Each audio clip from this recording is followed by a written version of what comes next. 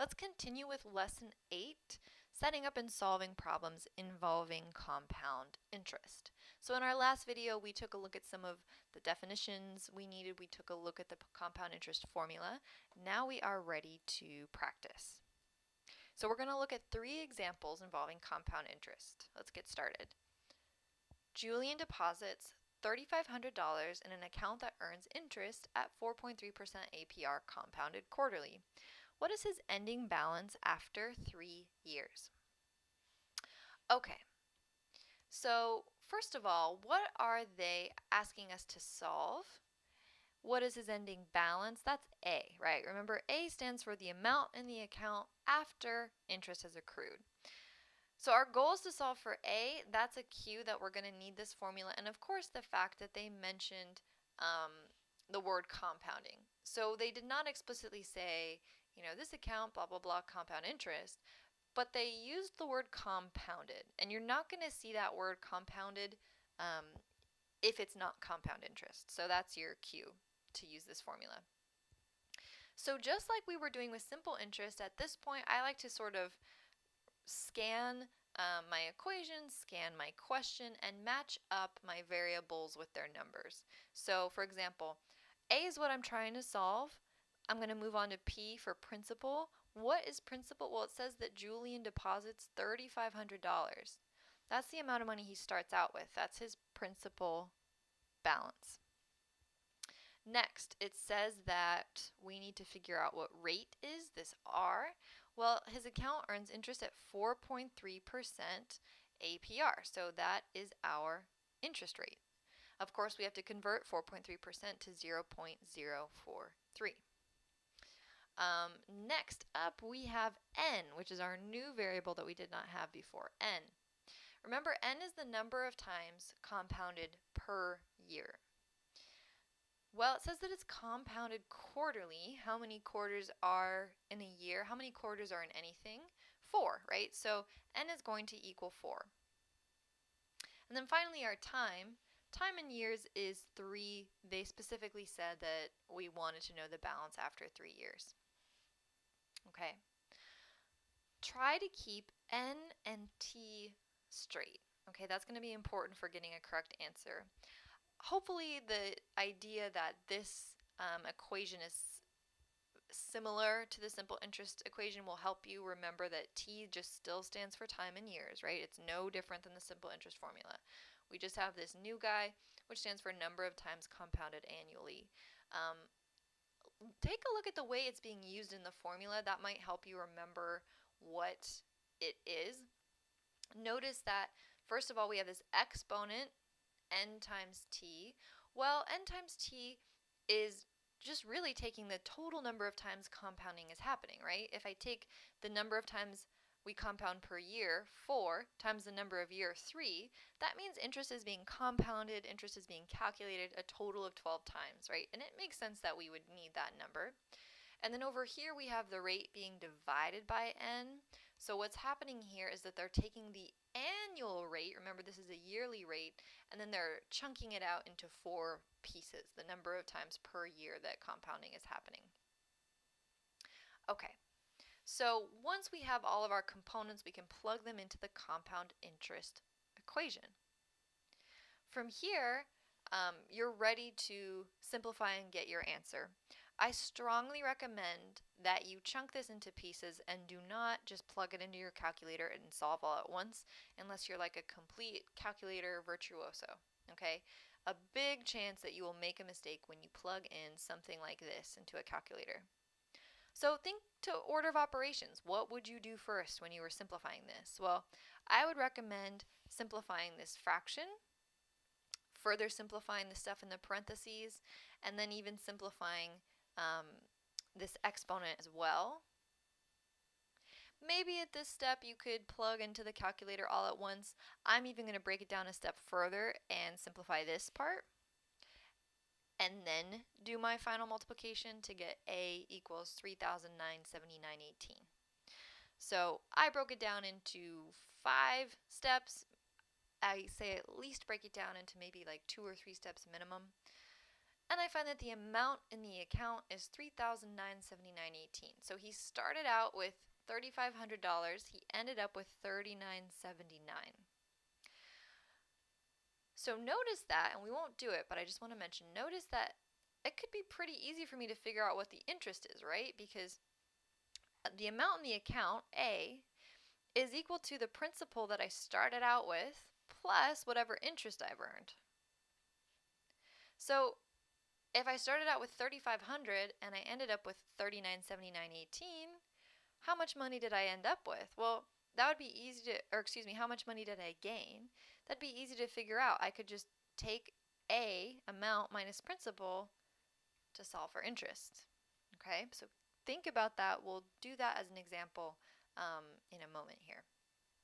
For now, let's move forward. So let's say that Maud deposits $7,000 in an account that earns interest at 3.8% APR compounded monthly, and we want to know her ending balance after 5 years. So just like before, let's start with identifying the goal of the problem. The goal is to figure out what is her ending balance. Okay, so once again, we're solving for A. Let's start piecing things together. So P, principal. Well, she started out with $7,000 in the account. That is our principal. What is our rate? R. It says that she earns interest at 3.8% APR. Of course, I need to convert that to a decimal, 0.038. Next, we're going to take a look at N, the number of times that we're compounding, and it says monthly.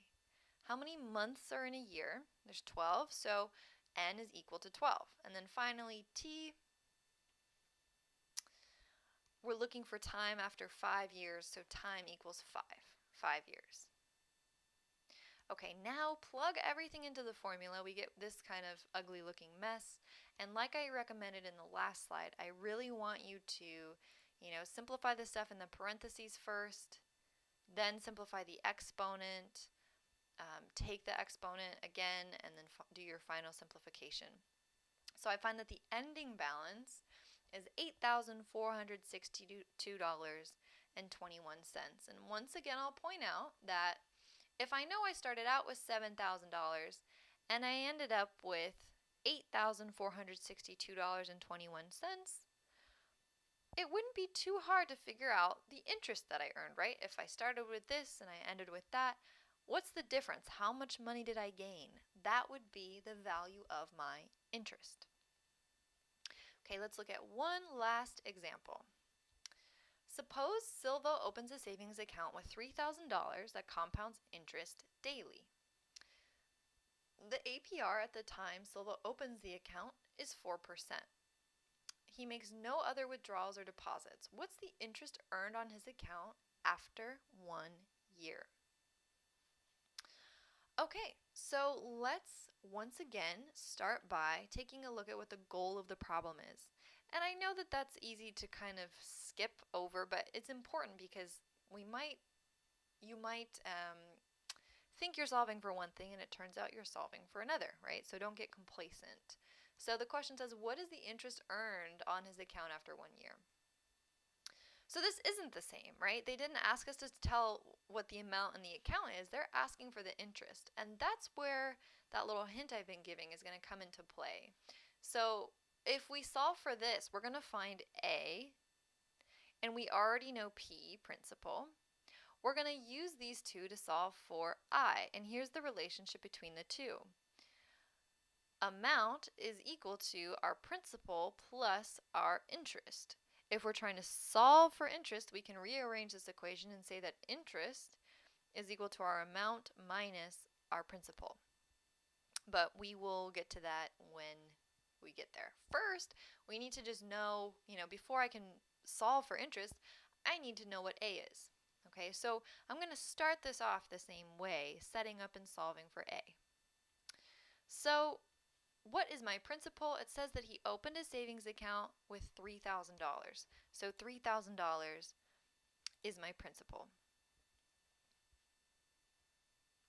Next, it says that he has, an APR of 4%.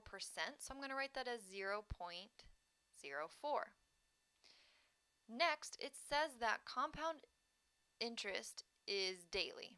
Daily compound interest. So how many days are in a year? 365, so I'm plugging that in for n. Remember, n appears twice in the equation. And then finally, it wants to know this information after 1 year. So t, time in years, is equal to 1. So you can see how I've set up my formula to find the amount in the account when we're using compound interest daily at 4% APR. Simplify from here, just like I've been saying, there's no difference. You would hopefully simplify in tiny steps before finally getting to your answer. Now, we find that the amount in the account after 1 year is $3,122.43, but we're not done yet because the goal of the problem is to find interest, how much money he has earned on top of what he already had. So remember, that interest, I, is going to be equal to the amount in the account minus the original principal. In other words, Silvo started out with $3,000 and he ended up with $31,22.43. So how much did he gain? Well, I would just subtract $31,22.43 from $3,000. That's a difference of $122.43. So Silvo earned $122.43 in compound interest. So be very careful with these questions. Pay attention to whether they're asking you to solve for the amount in the account or if they're asking you to solve for compound interest, okay? You set them up, each one has the same initial step. The only difference is that if you're trying to find the value of the interest, you'd have to take that second step to find the difference between the amount and the principal to find your compound interest.